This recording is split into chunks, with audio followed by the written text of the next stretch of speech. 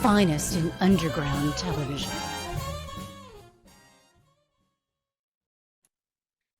The aged man.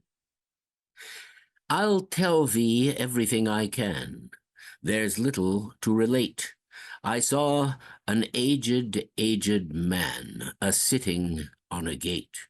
"Who are you, aged man?" I said, "and how is it you live?" And his answer trickled through my head like water through a sieve. He said, "I look for butterflies that feed among the wheat. I make them into mutton pies and sell them in the street. I sell them unto men," he said, "who sail on stormy seas, and that's the way I get my bread. A trifle, if you please. But I was thinking of a plan to dye one's whiskers green, and always use so large a fan that they could not be seen. And having no reply to give to what the old man said, I cried, 'Come, tell me how you live,' and thumped him on the head." His accents, mild, took up the tale. He said, "I go my ways, and when I find a mountain rill, I set it in a blaze, and thence they make a stuff they call Rowland's Macassar oil. Yet 2.5 halfpenny is all they give me for my toil. But I was thinking of a way to feed oneself on batter, and so go on from day to day, getting a little fatter." I shook him well from side to side until his face was blue. "Come, tell me how you live," I cried, "and what is it you do?" He said, "I hunt for haddock's eyes among the heather bright, and work them into waistcoat buttons in the silent night. And these I do not sell for gold or coin of silvery shine, but for a copper halfpenny, and that will purchase 9. I sometimes dig for buttered rolls, or set limed twigs for crabs. I sometimes search the grassy knolls for wheels of hansom cabs. And that's the way," he gave a wink, "whereby I get my wealth, and very gladly will I drink your honor's noble health." I heard him then, for I had just completed my design to keep the Menai Bridge from rust by boiling it in wine. I thanked him much for telling me the way he got his wealth, but chiefly for his wish that he might drink my noble health. And now, if e'er by chance I put my fingers into glue, or madly cram a right-hand foot into a left-hand shoe, or if I drop upon my toe a very heavy weight, I weep, for it reminds me so of that old man I used to know, whose look was mild, whose speech was slow, whose hair was whiter than the snow, whose face was very like a crow, with eyes like cinders, all aglow, who seemed distracted by his woe, and rocked his body to and fro, and mumbled haltingly and low, as if his mouth were full of dough, who snorted like a buffalo that summer evening long ago, a-sitting on a gate. Lewis Carroll.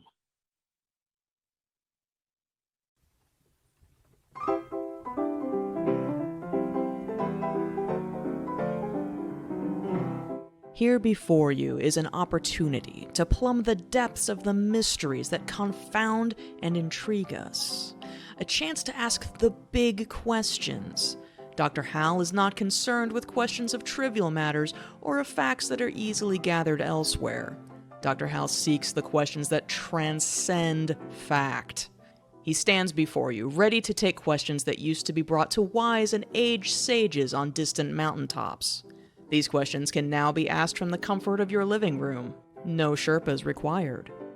Simply direct your favorite web browser to our new and simple-to-use website, AskDrHalShow.com, or click the Ask Dr. Hal button below our live Twitch broadcast.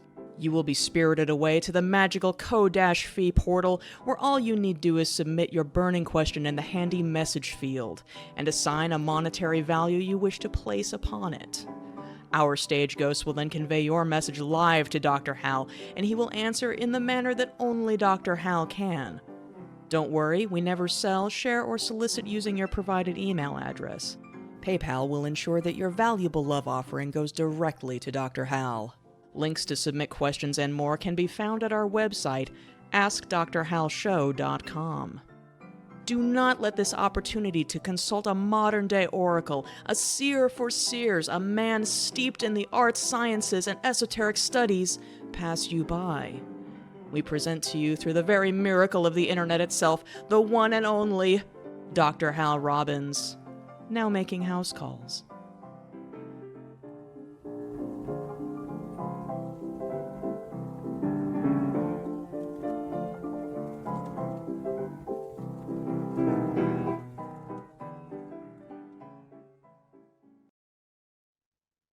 Wow, I'm always amazed when it works. That's just remarkable. Hello, folks. Welcome in. Salutations and greetings. How about that animation? Yeah, that animation was something different.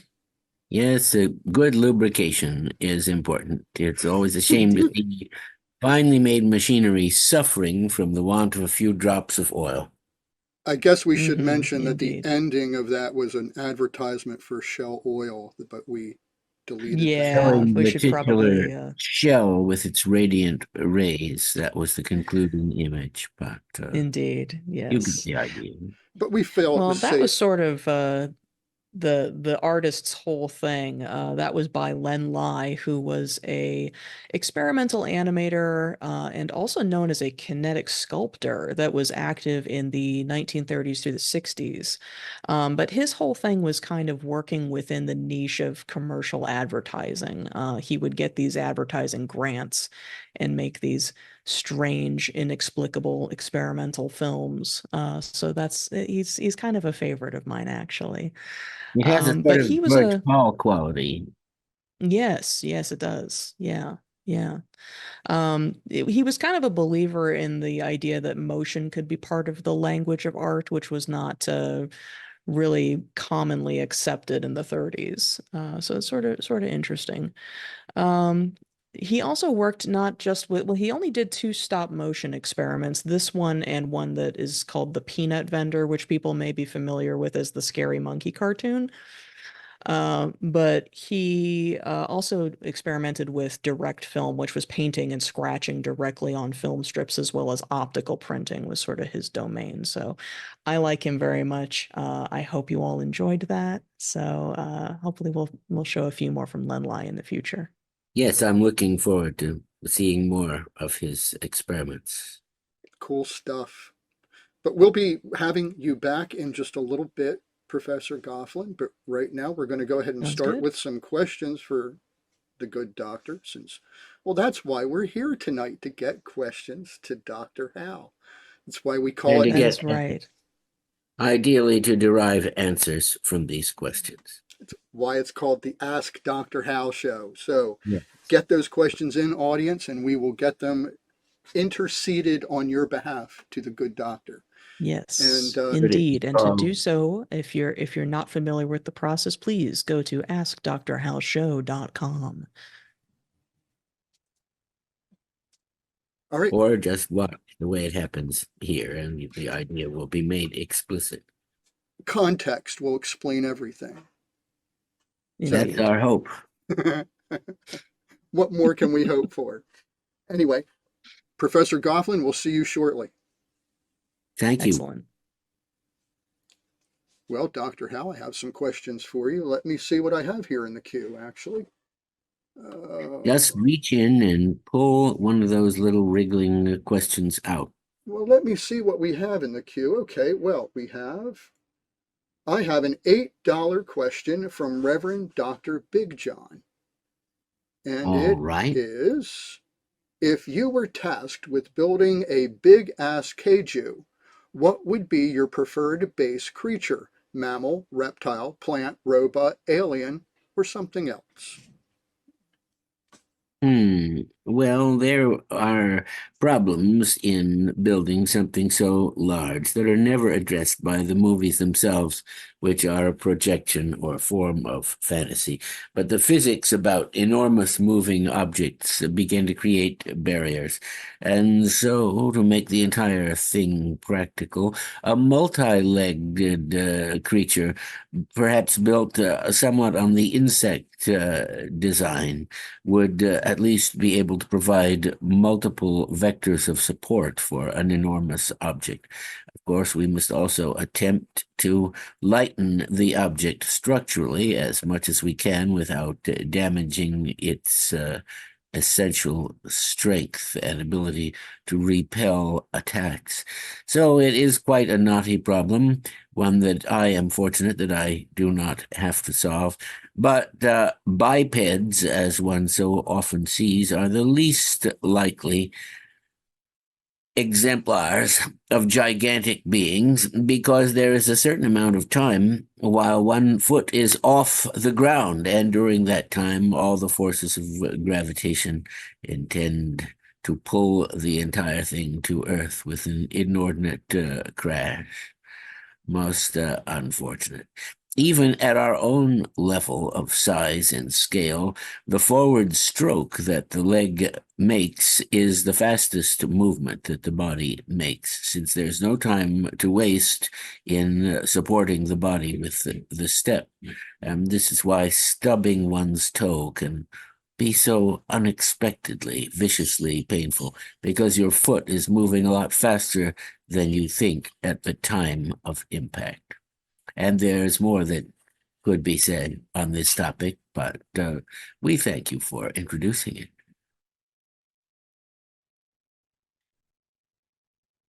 Well, very good. Well, here I am, Dr. Hal, to ask you a question. I think this is the first time I've had to do this. So let's By continue proxy. on. By Yes. proxy, yes.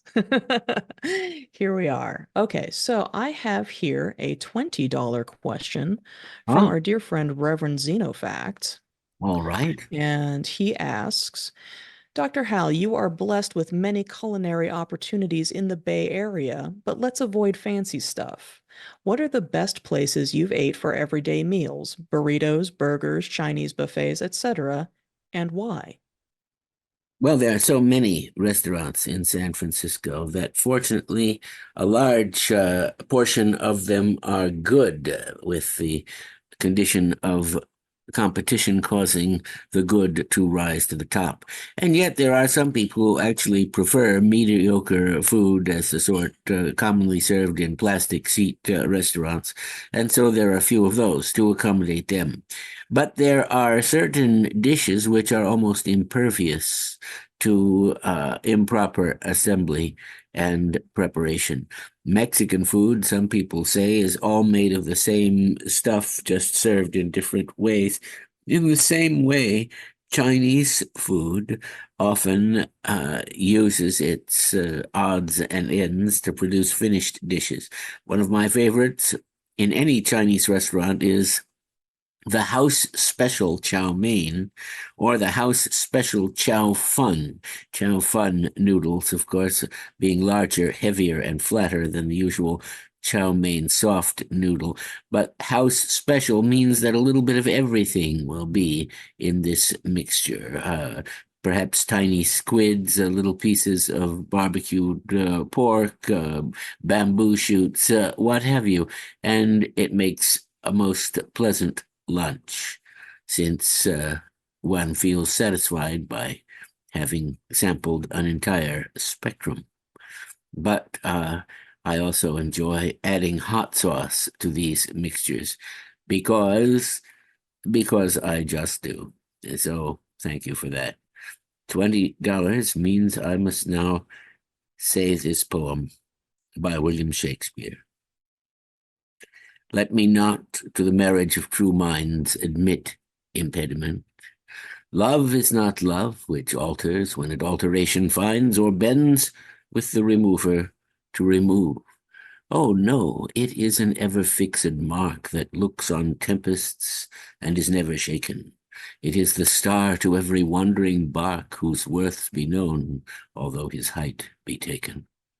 Love's not time's fool, though rosy lips and cheeks within his bending sickle's compass comes. Love alters not with his vain hours and weeks, but bears it out into the edge of doom.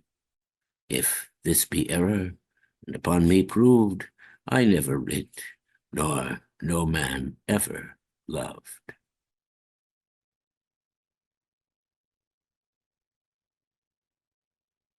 Beautiful. That was inspiring, and also now I'm very hungry.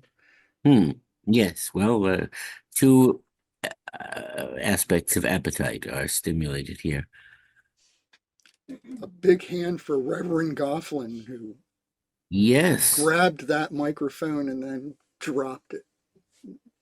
Oh, really? Well done. Microphone well, not drop quite. is supposed to be a significant.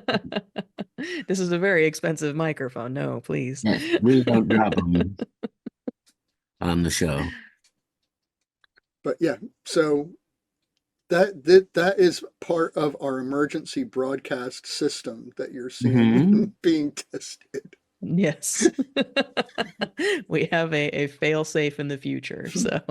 Our emergency bobcast system. Indeed. Slack for all in the audio dimension. Just remember, ladies and gentlemen, we're sub-geniuses. Yes, anything could happen. You might see a dragon in the bathtub bathing up, or a flying saucer that is looking for its scalp, all that stuff right here on the Ask Dr. Hal show. One never knows what could happen. Something could actually work.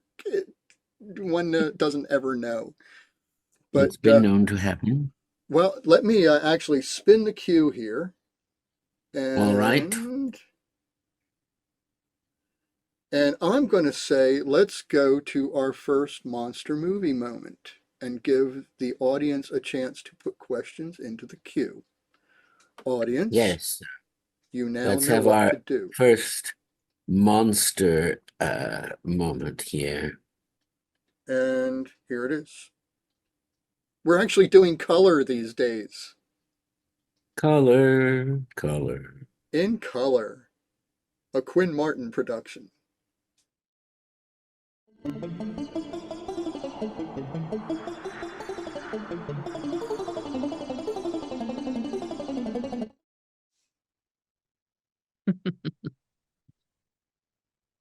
Critters, everybody. Anything you can tell us about that one, Goff? Yeah, absolutely. That came out in 1986, 2 years after Gremlins, and is often accused of being a ripoff of Gremlins. However, the director, Stephen Herrick, does confirm that it predates the script for Gremlins. Their movie went through several rewrites to reduce the similarities between the two. So this is word from the actual production. There is an interesting scene that we didn't show at the very end where there's a barn explosion, which is remarkable because it was not a miniature set. It was, in fact, a full-size barn that they blew up in the middle of Hollywood, and it caused quite a scene. So. At that time, there were a number of movies that came out about little alien creatures invading. Yeah, indeed. Yeah, there's that's sort of a common refrain, is that there's a lot of especially in science fiction, a lot of things tend to line up with their release dates, very similar concepts. Yeah. So just as recently, a large bunch of movies with spiders as the villains and one with a spider as a hero have all come out at the same time. Spaceman on Netflix, Infestation, Sting, and the movie Giant Spider, for some reason, all appeared at the same time from different entities that created them. Yeah, indeed. So that's, I guess spiders are on the mind right now. They're the hot ticket. I suppose so. Someone tell Always John good. Shirley. I Yeah, want. don't tell John Shirley. I was having dinner with him, but I couldn't discuss the movie since my roommate hadn't seen it. Ah, But I'm reading the novel that it's based on, The Spaceman Leukemia, it's called. The basis of interesting. Netflix movie Spaceman that's there now. So how is that question Q Well, coming? you know what? Let me take a look. But in the meantime, I do have a question. Yes. So let me actually, Reverend Gofflin, we will bring you back presently. Indeed. I have a question here from our good friend down under, Reverend Boone Spender, and it is a $5 question. Very good. And it is, fantasy spellcasters are often known to draw on that mysterious power source called mana. Might a subgenius draw on their inner well of slack and start zapping a few pinks? Well, what would happen to these pinks when they got zapped? Would they be awarded slack as a reward for their obnoxiousness, for their pinkness? Would they even know what to do with it? But perhaps it would have an entirely benevolent transformation. This, however, ignores the unfortunate but inescapable fact that the Church of the Subgenius is not trying to convert the world, not everybody, doesn't want anybody. It only wants those who are already the subgenius, who are already aligned genetically, historically, and aesthetically with the Church of the Subgenius. Anyway, the slack is ideally the epiphenomenon of all subgenius activity, and one should be grateful for it whenever it appears and wherever it comes from, if one is able, that is.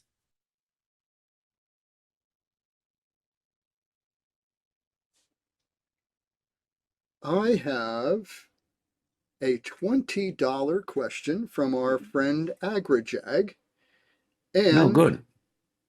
it is, to whom do I have to make sweet love in order to get a little slack around here?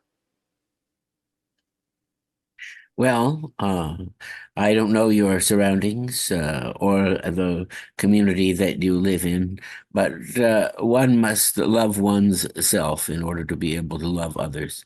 Without a sense of worth, what you are conferring on another being with your love may not have value. So make sure that you yourself are satisfied with your person and with all projects you are involved in. And that might provide slack for you. And then you can go and see if you can infect others with this powerful energy known as love. How much did you say that one was? That question, Pontius? That was a $20 question, Doctor. In that case, London by William Blake. I wander through each chartered street, near where the chartered Thames does flow, and mark in every face I meet marks of weakness, marks of woe, in every cry of every man, in every infant's cry of fear, in every breath, in every ban, the mind-forged manacles I hear. How the chimney sweepers cry, every blackening church appalls, and the hapless soldier's sigh runs in blood down palace walls. But most through midnight streets I hear how the youthful harlot's curse blights the newborn infant's tear and blasts with plagues the marriage hearse. Thank you for your question.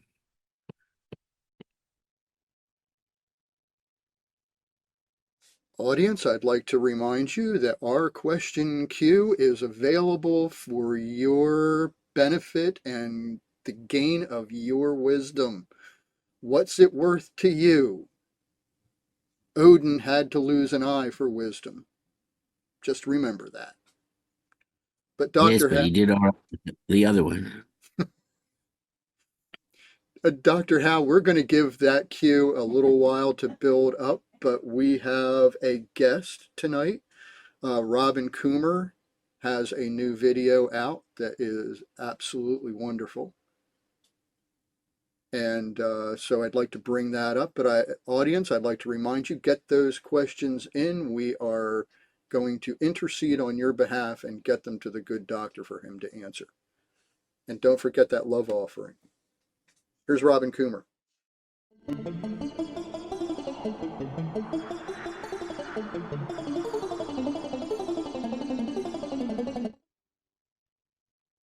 Well, that was beautiful. What a lovely piece that was. And thank you again to Robin Coomer for that.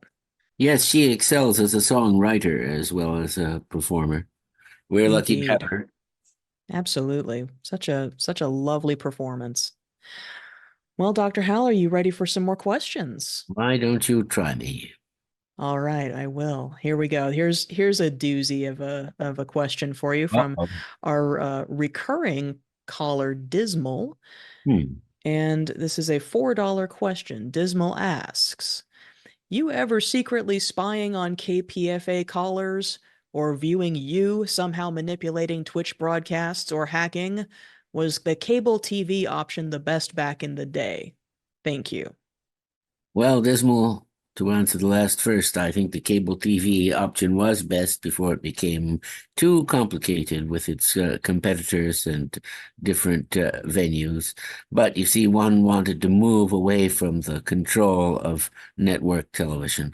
Unfortunately, one worked only into a greater sphere of control, in which some might argue there is a certain amount of freedom of a specialized kind. Now, as for whether we spy on people at KPFA, I don't believe we have the technology. Being just an ordinary radio station, we do have devices which tell us how many listeners we have at any given time. If someone calls the station at KPFA 94.1 FM, we are, or have always traditionally been, able to answer the call and even take it. But now, at this present time, post-COVID, since we transmit our shows from another location, calling, I fear, would have a negligible effect for the time being. However, this is simply something which we are dealing with at present, and the ability to talk to the callers directly may return. I'm speaking, of course, only from my own experience and expertise, and since I work with puzzling evidence, I cannot say for sure whether he possesses, with his background in military intelligence, some method of engaging the callers against their knowledge that I might be unaware of. But for myself, I can say that my experience with them ends at the microphone and speakers.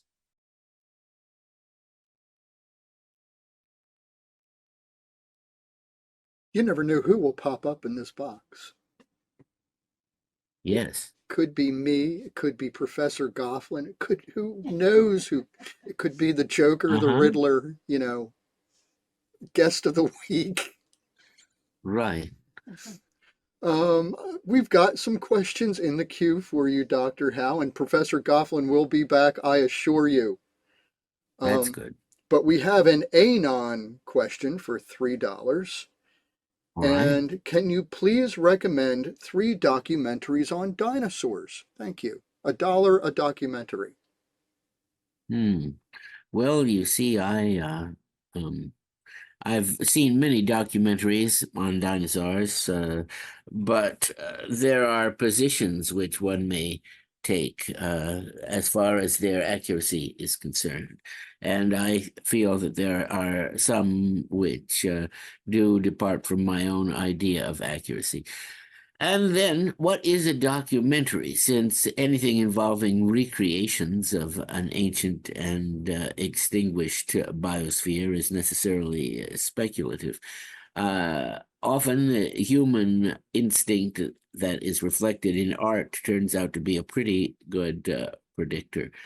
Let's recommend one dinosaur movie, a movie-length documentary, you could call it that, which is called Dinotasia, by what's the fellow? He ate his shoe. It's not. Who is it? Gofflin, do you know the I do not. I'm sorry. Oh well. Anyway, Dinotasia is by this famous German director, and it's quite good. We have shown scenes from it on this show. It contains the episode where a dinosaur mistakenly eats psychedelic mushrooms. We showed it on this show as Bronto Bad Trip, I believe, though I can't tell you which of the shows it was. So there is that one. The various versions of Walking with Dinosaurs were good for their time. But as far as the liveliness and characterization, which ideally should be present, I find it lacking there. But Dinotasia does have some moments of engagement with the dinosaurs themselves. Let's see. So, what else?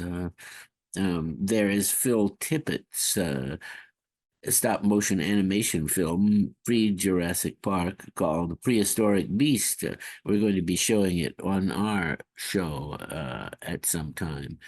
And there are a number of them that are freely available to watch on YouTube, some having to do with the Paleozoic, the world which underlay the Mesozoic world.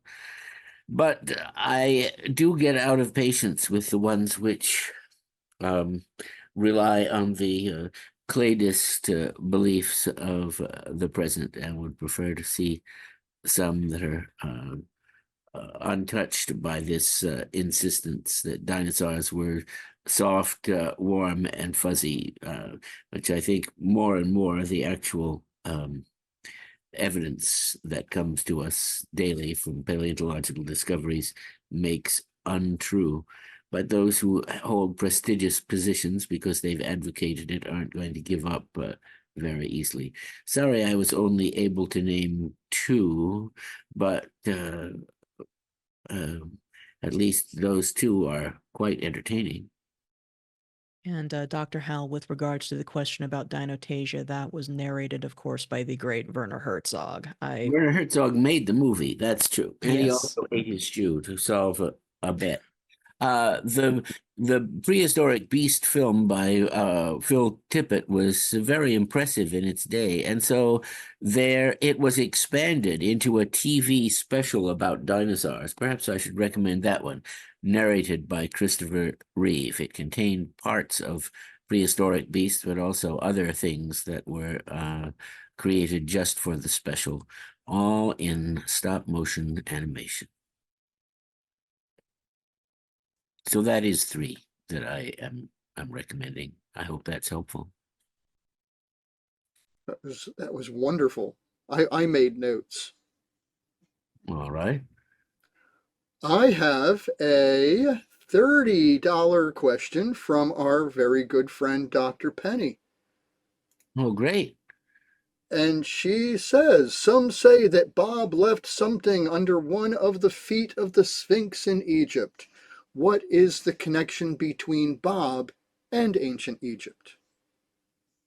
Well, the ancient Egyptians may have anticipated the arrival of Bob, or a person like Bob, since they required a certain I forget the Egyptian term, the bed for the soul, the ka of each individual, which is sent on to the second life, ideally, once the proper religious and magical ceremonies have been performed.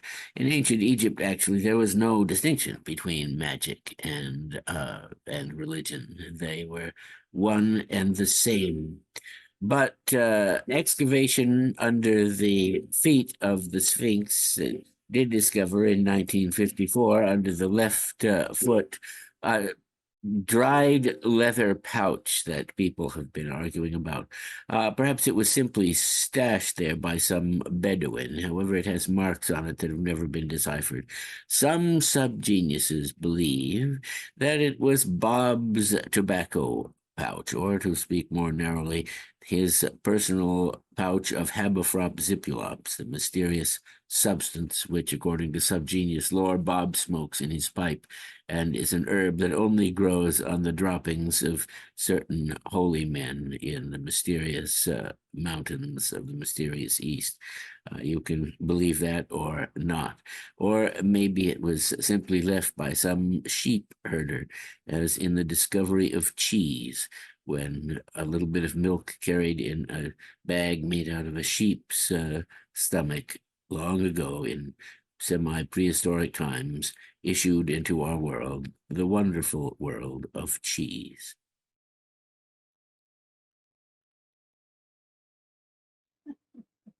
How much did you say this one was? I thought it was a $30 question. $30. Well, very well. This is by Carl Shapiro. The poem is called Buick. As a sloop with a sweep of immaculate wing on her delicate spine, and a keel as steel as a root that holds in the sea as she leans. Leaning and laughing, my warm-hearted beauty, you ride, you tack on the curves with parabola speed and a kiss of goodbye, as a thoroughbred sloop, my new high-spirited spirit, my kiss. As my foot suggests that you leap in the air with your hips of a girl, my finger that praises your wheel announces your voices of song, flouncing your skirts, you blueness of joy, you flirt of politeness, you leap, you intelligence, essence of wheelness with silvery nose, and your platinum clocks of excitement stir like the hairs of a fern. But how alien you are from the booming belts of your birth and the smoke when you turned on the stinging lathes of Detroit and Lansing at night and shrieked at the torch in your secret parts and the amorous tests. But now with your eyes that enter the futures of roads you forget, you are all instinct with your phosphorus glow and your streaking hair. And now we are stopped. It is not as the bird from the shell that I leave, or the leathery pilot who steps from his bird with a sneer of delight. And not as the ignorant beast do you squat and watch me depart, but with exquisite breathing you smile with satisfaction of love, and I touch you again as you tick in the silence and settle in sleep.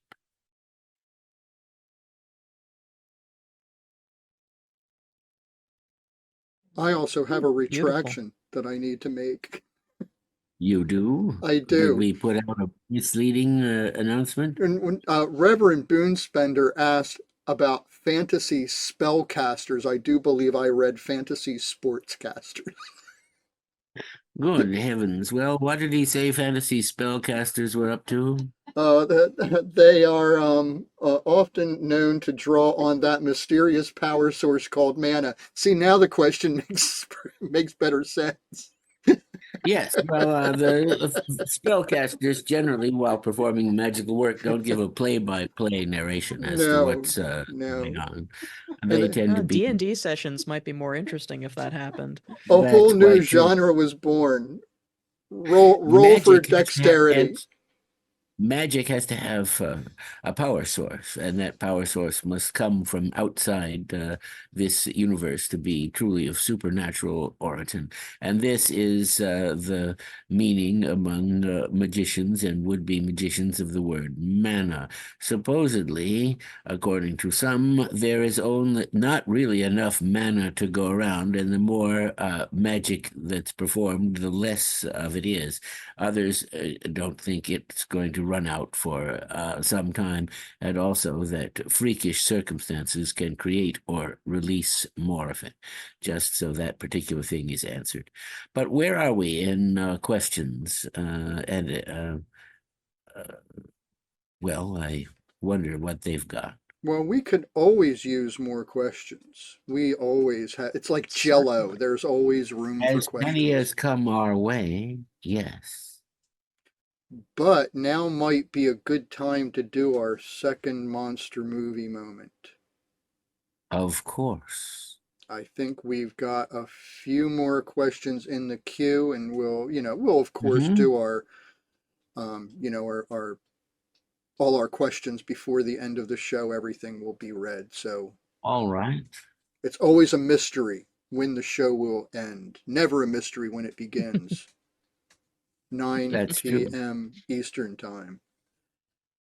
All right, well, here is our second monster movie moment, and we know you might like this. We hope you have seen this movie, and if you haven't, you really should.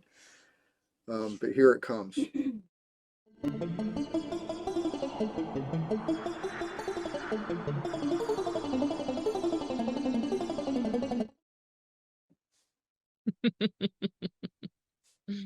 That is an awesome movie.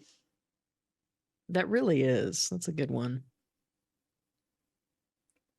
Did you have... Who made it? I mean, who did they make other movies that are worthy of note?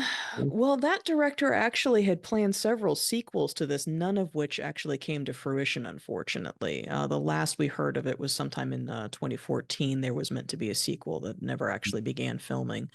Interestingly, the animatronic and digital VFX were done by one company, Image Effects. And most of it was indeed practical. So that's, very good that we appreciate that here on this show. The outdoor scenes were filmed in Luxembourg, and unfortunately the production made the choice to do that in early winter, so they were stymied at every turn by snow. They had several filming delays. But interestingly, they chose to shoot a lot of it sequentially, which is atypical for Hollywood films. Yeah. But they wanted to do that so that the cast could sort of have a bonding experience in the same way that the characters are in the film. All through it by the end. Indeed, indeed. So yeah, that's Dog Soldiers. It is an awesome horror movie. It's bloody, it's gory, it's probably the most bullets fired in any monster movie moment we've shown thus far. Which would be paying a lot, considering the amount of ammunition spent shooting at things like the Beast from 20,000 Fathoms and so forth. That's true. Giant behemoth, all of these things, they stopped a number of bullets. Oh, well.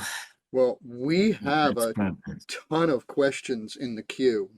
We even have some repeat bumper crop just came in. Yeah, we even have some repeat visitors, so we're gonna be answering questions for a few minutes.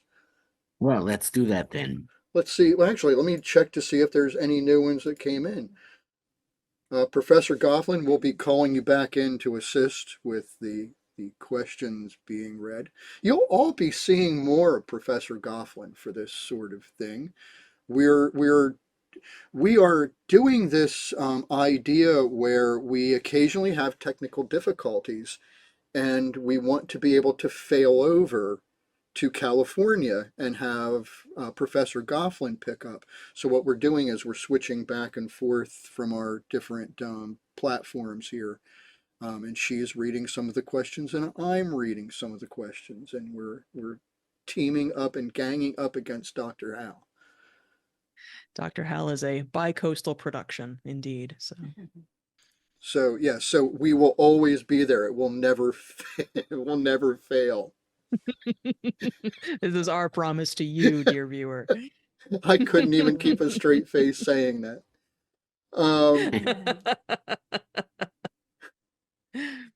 But anyway, Professor Gofflin, we'll be seeing more of you. You're here to save my voice and my sanity. Very good. All right, Happy to do so. there we are. I have a $6 question here from AgriJag. All right. And it is. I just heard heard you mention what must be a new cryptid. Where can I find this time being? Ah, yes. You've heard people say for the time being, when they leave things behind. That so this being who is conversant with methods of traveling through time can clean it up as well as other odds and ends. I think there may have been a new Twilight Zone episode about that, about the people who behind the scenes fix everything up. And occasionally they leave tools behind and other things which indicate their presence. That is a sort of symbolic description of the time beings, the energy archons, as others have called them. The nature of time is such that some can be living backwards to our senses because the flow is set up, and certain particles can travel backwards as well as forward.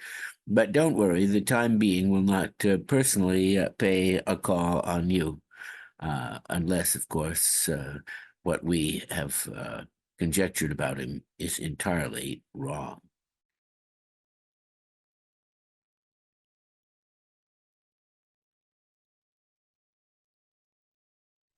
Well, Dr. Hal, I have another question here for you. This one is from Erb. I believe I'm pronouncing that correctly. You mean like Edgar And Rice Burroughs? no, it's got a umlaut over the E. Oh, I'm not all right. sure how Well, to. that umlaut does it. So, let's stand the push of this question from where. Well, this is a $5 question, and the question is, why is this night different from all other nights? Well, each night, though astonishingly similar in many respects to all nights which came before and may follow, does have the unique distinction of standing, as it were, atop time's mighty monument. The dust that drifts down from endless space may be slightly deeper at a microscopic level on our planet and on the lunar surface also, where it hits. More water may have reached our atmosphere from extraterrestrial sources, and molecular and atomic change occurs in all matter as time moves in its forward direction. These changes make each night and each development, each forward pulsation of time individual in a way that human beings who cling to everything which is not constantly changing can never hope to understand except on a theoretical and abstract basis.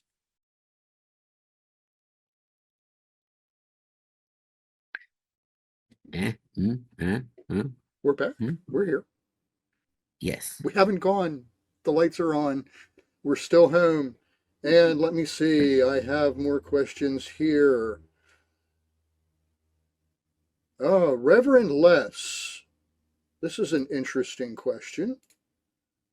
I've stumbled on a large cache of cursed objects.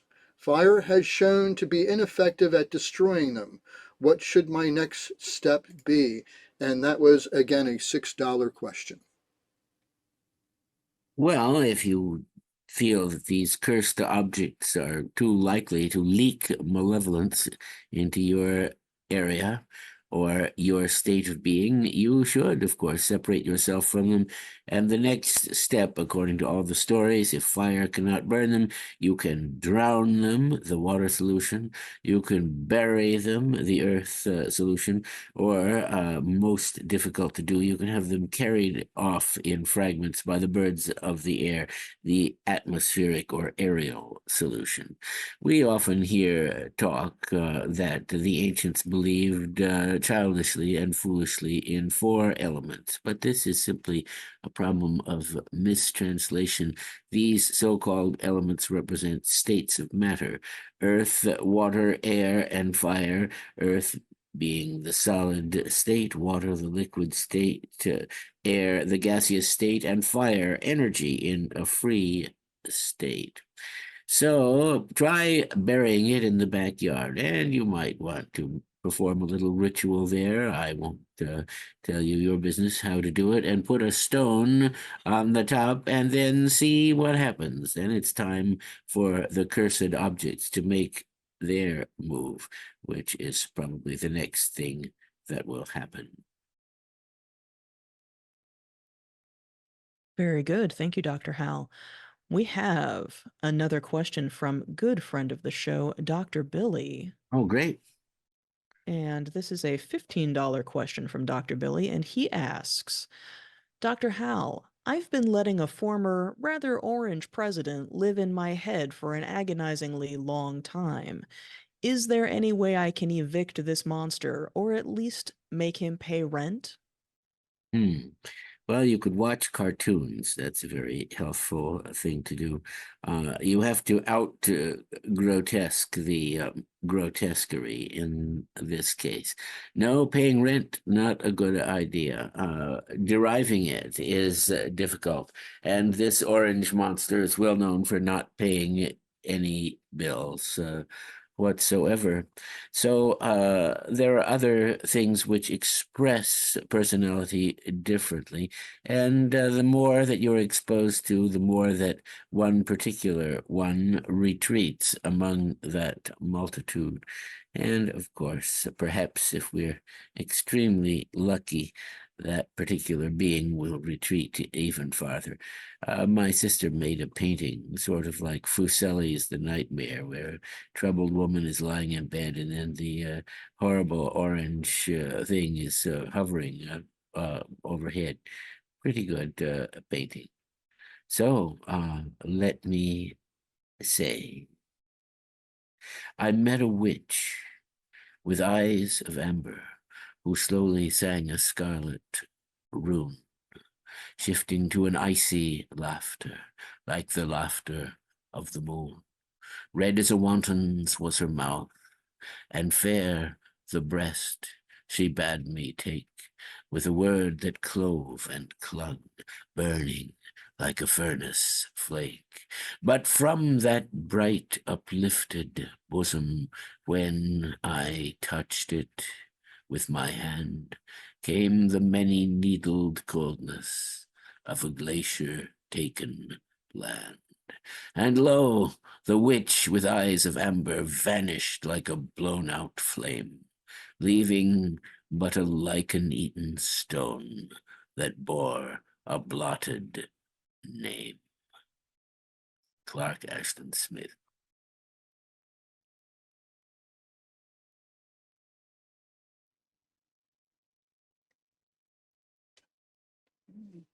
Let me see here. What have you got? I've got a couple more, I do believe. Oh, okay. I have one. We have another one from our friend Dismal. And let me open it up here. This is a $4 question. Mm-hmm. You ever secretly spying on KPFA? Oh, this is the one. I'm sorry. Professor Gofflin read this one. I'm sorry. We do have another one. Let me go to that No, other we're one. not secretly spying on KPFA callers. Not as far as I know. Maybe puzzling evidence has something in that direction going on. I would even doubt that. Can go two ways these days. This one is from Dismal as well. It starts out, Mr. Robins, how do you get poetic skill and beautiful taste in poetry? He's not epic. Dale Pendell was my favorite poet, yet he passed away. Is there any chance you ever crossed paths? Well, poets can pass away and often do. I never met Mr. Pendell, but I'm happy that he employed psychedelic thinking in his poetical works. This is certainly a legitimate subject and very current for today. As for assembling one's own poetic tastes, one does it by choosing from as many exemplars as one encounters. So read or listen to as many as you are able, and then you will be able to choose from among that number the ones which seem to speak to you the clearest and the closest to your approximation of the way things should be.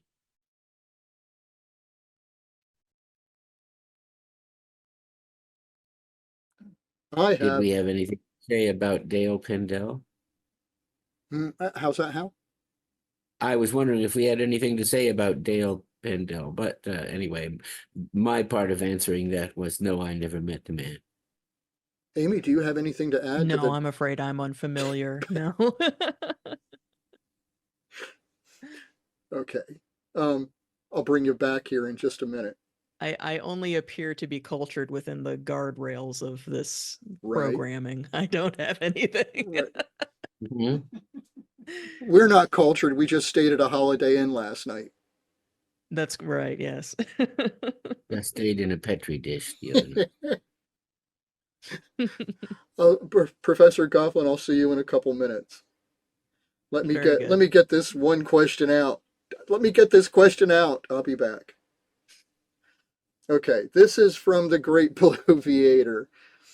And our good friend, we get a lot of questions from our good friend, the Great Bloviator. Thank you. We appreciate your questions and your love offerings. And it is, greetings, Dr. Hal. It has been hypothesized that we live in a so-called simulation. Dr. Hal, what is Bob's role in this simulation?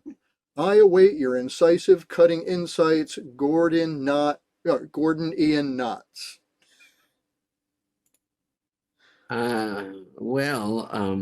It has been properly pointed out that if we do live in a simulation, we shouldn't expend too much effort in trying to prove it, because that eliminates the reason to keep the simulation going. And our reality could completely disappear, and we would be left with whatever is left, which might not be so great. I was recently subjected to a very extreme form of virtual reality, and perhaps the most interesting thing about it was not the anomalies that it presented, but its ability to recreate what is apparently the actual world around us, just for the express purpose of violating it. But if we are in a simulation, what is Bob's part in it? Bob's part may extend out of it, which is one of the more interesting things about Bob. Even the dots on Bob's face cannot really be represented by the pixel organization of a computer unless the face is tremendously enlarged, simply because that is a function of the way computer screens are fashioned. But Bob is more than one thing at once, which also disturbs the Dewey Decimal system, as well as the digital world.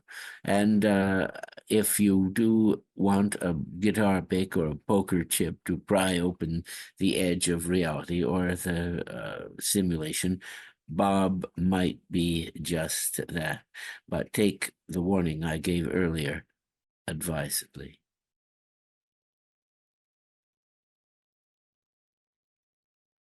Very good. And Dr. Hal, I believe that was a $27 question. Oh, really?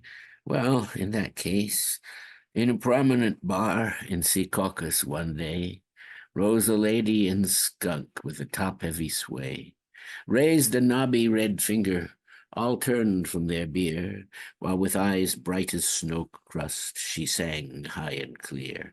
Now who'd ever think from an eye-load of me that I once was a lady as fine as can be? Oh, I'd never sit down by a tumble-down drunk if it wasn't, my dears, for the high cost of junk. All the gents used to say that the leg, the white of my calf, beat the down of the swan by a length and a half. In the kerchief of linen I caught to my nose, there never fell snot, but a little gold rose. I had 7 gold teeth and a toothpick of gold. My Virginia cheroot was a leaf of it rolled, and I'd light it each time with 1,000 in cash. Why, the bums used to fight if I flicked 'em an ash. In a car like the Roxy, I'd roll to the track, a steel guitar trio, a bar in the back, and the wheels made no sound, they turned over so fast. Still, it took you 10 minutes to see me go past. When the horses bowed down to me that I might choose, I'd bet on 'em all, for I hated to lose. Now I'm saddled each night for my butter and eggs, and the broken threads race down the backs of my legs. Let you keep in mind, girls, that your beauty must pass, like a lovely white clover that rusts with its grass. Keep your bottoms off bar stools, and marry you young, or be left an old barrel with many a bung. For when time takes you out for a spin in his car, you'll be hard-pressed to stop him from going too far, and be left by the roadside for all your good deeds, 2 toadstools for tits and a face full of weeds. All the house raised a cheer, but the man at the bar dialed a number, and up rolled a red patrol car. And she blew us a kiss as they copped her away from that prominent bar in Secaucus, N.J. X.J. Kennedy. Beautiful. Thank you, Dr. Hal.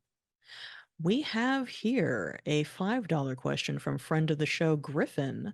Oh, great. And Griffin asks, what's Bob's pitch to get his foot in the door, and how does he get it out again? Bob tells the prospective customer that he has what that customer is lacking, and thus his size 12 Florsheim shoe eagerly and swiftly makes its advent through the open crack of the door. Then, once inside, according to legend and some tradition, Bob dumps dirt on the carpet, demonstrating that the vacuum cleaner model he's selling can easily pick it up before the appalled remonstrations can be made. Classically, one time there was no power to pick it up, in which case, according to the legend, Bob used his slackful powers to remove the dirt from the carpet. I suspect he used them to distract the patient, or as we say in the Church of the Subgenius, the customer.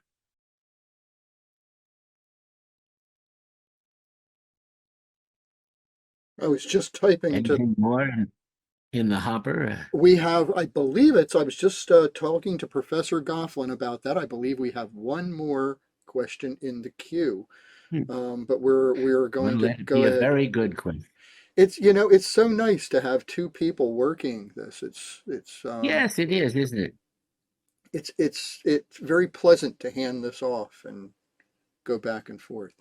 But I have a $5 question here from a Russ Boreas III, and $5 worth of your finest cheap slack, please. This will work, right? Well, ideally, you should have received the equivalent of that amount simply from watching this program so far. This program doesn't demand anything of you except that you watch it and benefit from it, that you enjoy it, and you can spearhead that enjoyment with a donation, but not an inconveniently large one. We hope that the benison of slack then has been showered upon you through the agency of the Dobbs head and the all-seeing eye of the immanent will that stirs and urges everything. But if not, there may be a remedy in continuing to ask questions of us on the show until finally the lock has been completely opened and the tumblers have slidden into place.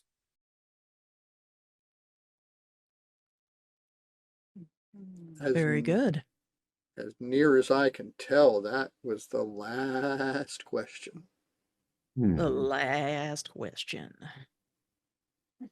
Let me spin those wheels again. Hold on. There's always the hope that one more will The spin cycle, yes. just plop into that hopper. Right.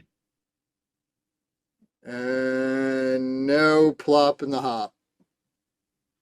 Well, let's see. We've gone an hour and 35 minutes. Not our shortest show and not our longest show. Yeah. Oh, a fine show indeed. But yes, it's quality, not quantity. The quality goes in before the name goes on. Yeah. Yeah, so, but another show in the can. This is number 36, which is a auspicious number. A size 36. Probably means something somewhere numerologically. One would have to ask Probably. one of those numbered sorts. Certainly more than the golden mean or the number of bricks needed to build the mountain to the eye of God that the Masons speak of in their mysteries, or the 33 vertebrae in the human spine. We are, by the mystic number of 3, advanced beyond even that consideration. So onward we go toward the celestial palace, which this show will introduce us all to in the fullness of time. Of course, this celestial palace could blow away on a puff of wind. I would have to say that also. I mean, just the honest truth in advertising. Did you ever see The Man Who Could Work Miracles, that movie?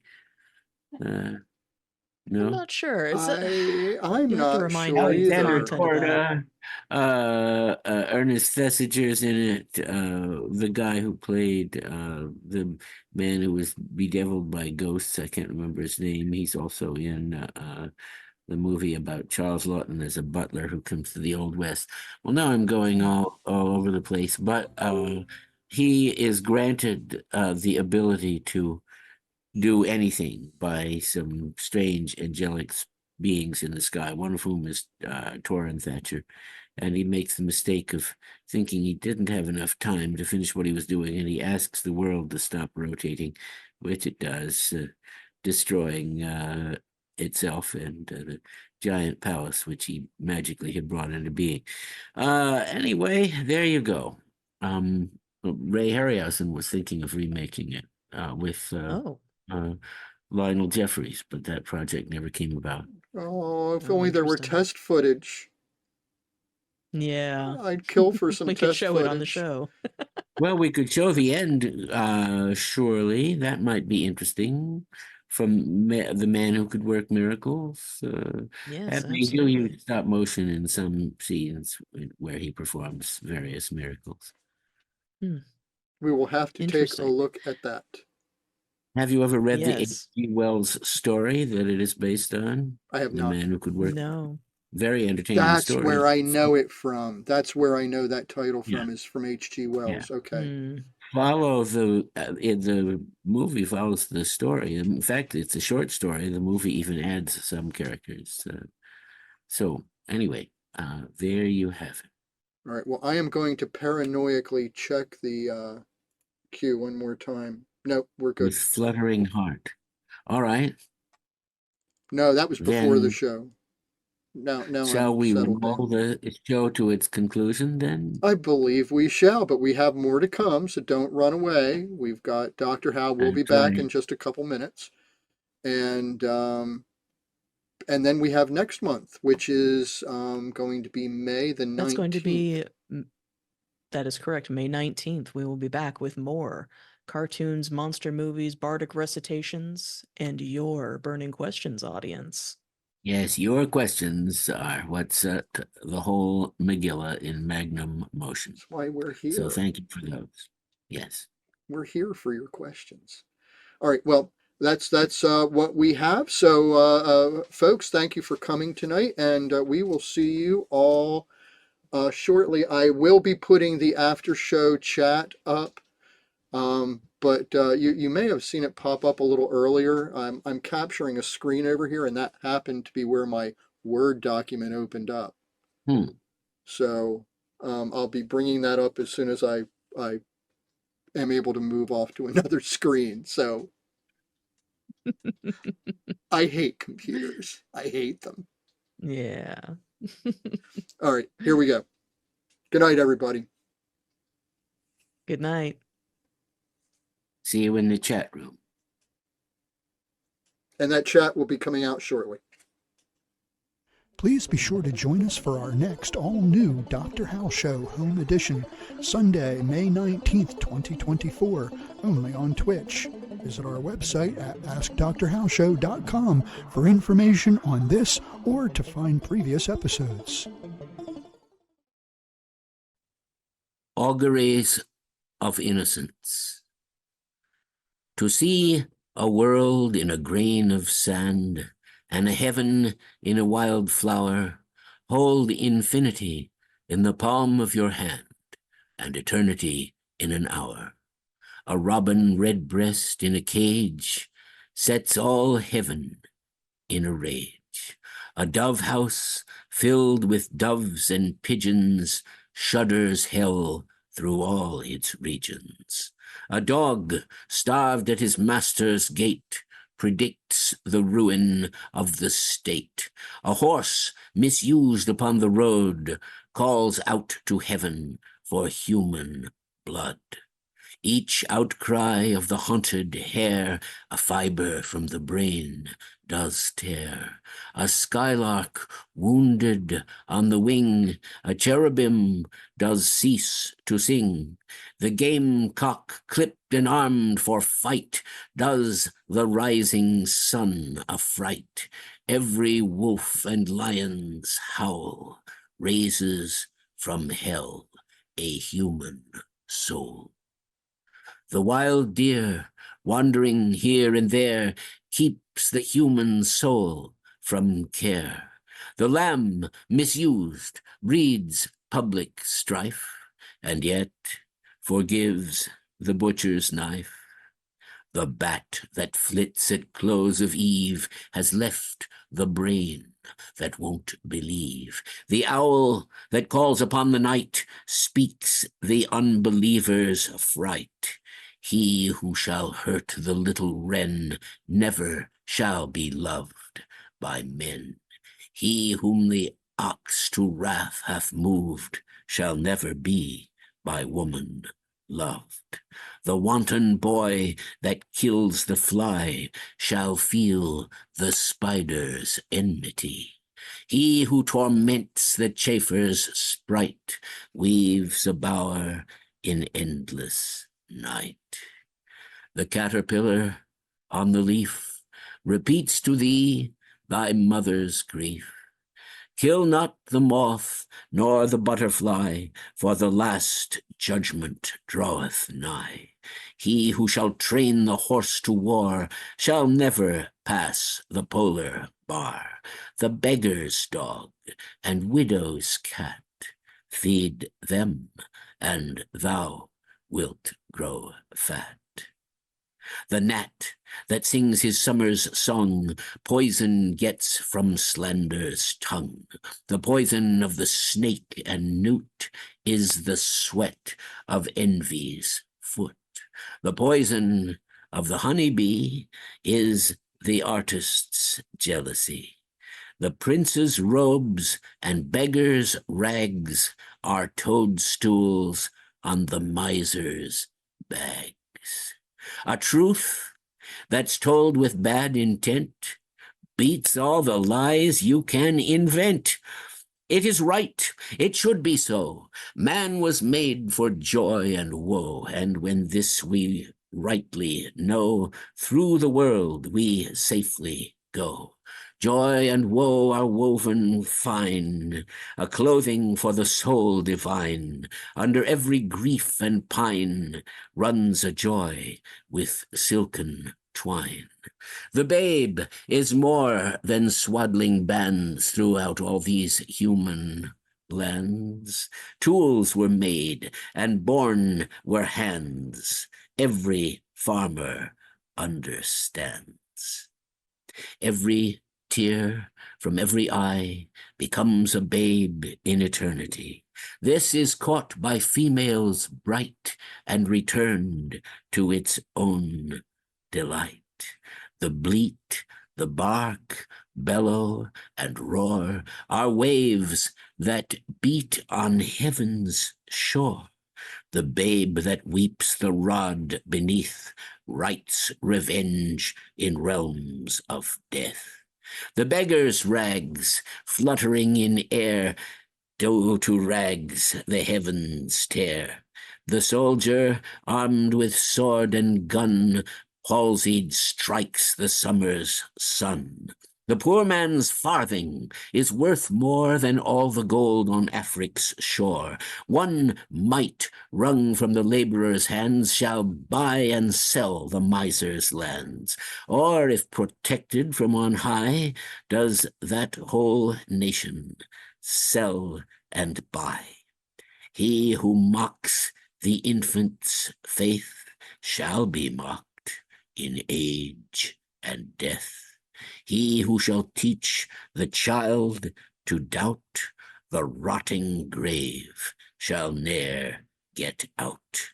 He who respects the infant's faith triumphs over hell and death. The child's toys and the old man's reasons are the fruits of the two seasons. The questioner who sits so sly does not know how to reply. He who replies to words of doubt doth put the light of knowledge out. The strongest poison ever known came from Caesar's laurel crown. Naught can deform the human race like to the armorer's iron brace. When gold and gems adorn the plough, to peaceful arts shall envy bow. A riddle or the cricket's cry is to doubt a fit reply. The emmet's inch and eagle's mile makes lame philosophy to smile. He who doubts from what he sees will ne'er believe. Do what you please. If the sun and moon should doubt, they'd immediately go out. To be in a passion you good may do, but no good if a passion is in you. The whore and gambler by the state licensed build that nation's fate. The harlot's cry from street to street shall weave old England's winding sheet. The winner's shout, the loser's curse, dance before dead England's hearse. Every night and every morn, some to misery are born. Every morn and every night, some are born to sweet delight. Some are born to sweet delight. Some are born to endless night. We are led to believe a lie when we see not through the eye, which was born in a night to perish in a night, when the soul sleeps in beams of light. God appears, and God is light to those who dwell in realms of night. But does a human form display? to those who dwell in realms of day. William Blake.